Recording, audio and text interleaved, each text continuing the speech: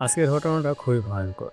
যদি একা দেখে ফেলেন তাহলে ডান লিখে কমেন্টে জানান। এই ঘটনাটা আমেরিকার নিউ জার্সির একটা তুর্কি মুসলিম পরিবারের। আপনাদের কাছে ঘটনাটা ফার্স্ট পার্সনে বলছি যাতে আপনাদের বুঝতে সুবিধা হয়। আমাদের ছোট একটা পরিবার, আব্বু, আম্মু, আমি আর আমার ছোট বোন অ্যালিস। আমার নাম আইলিন। এটা আমাদের পরিবারের সবচেয়ে ভয়ঙ্কর অভিজ্ঞতা। ঘটনা শুরু হয় আমার ছোট বোন অ্যালিফকে দিয়ে। অ্যালিফ তখন নতুন নতুন কলেজে ভর্তি হয়েছে। একদিন রাতে সে তার রুমে একা বসে পড়াশোনা করছিল।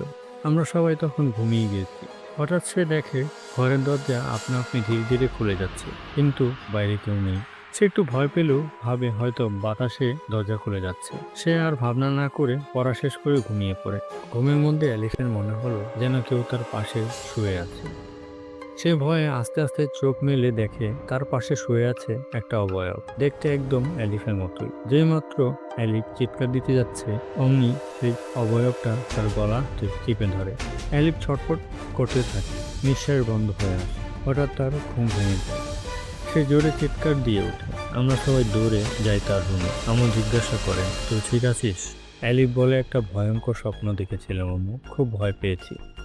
আম্মু তার মাথায় হাত বুলিয়ে শান্ত করে ঘুম পাড়িয়ে দেয়। সেই রাতে আর কোনো ঘটনা ছাড়াই কেটে যায়। কিন্তু পরের দিন সকালে অ্যালিফ আয়নায় নিজের গলায় একটা কালচে দাগ দেখতে পায়।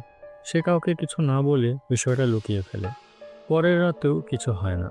কিন্তু তৃতীয় রাতে সে বাথরুমে গিয়ে মুখ ধুয়ে আয়নায় তাকাতেই দেখে আয়নায় তার নিজের চেহারার বদলে একটা বিকৃত ভয়ঙ্কর মুখ। সে চিৎকার দিয়ে জ্ঞান হারিয়ে ফেলে। আমরা তড়িঘড়ি করে হাসপাতাল